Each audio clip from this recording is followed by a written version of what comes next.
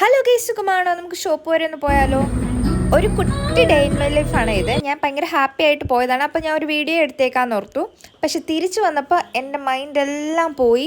ഞാൻ ഒട്ടും ഓക്കെ അല്ലായിരുന്നേ.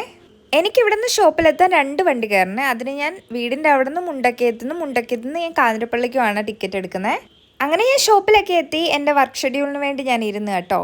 പുതിയ ഓർഡേഴ്സും ഇന്ന് കൊറിയർ പോകേണ്ട ഐറ്റംസും വർക്കിന് ഏതൊക്കെയാണെന്നും കട്ടിങ്ങിന് ഏതൊക്കെയാണെന്നാണ് ഞാൻ വർക്ക് ഷെഡ്യൂൾ ചെയ്യേണ്ടത്. ഒരു 2-3 ഗ്രൂപ്പ് നമുക്കിങ്ങനെ നോക്കാനുണ്ടാവേ.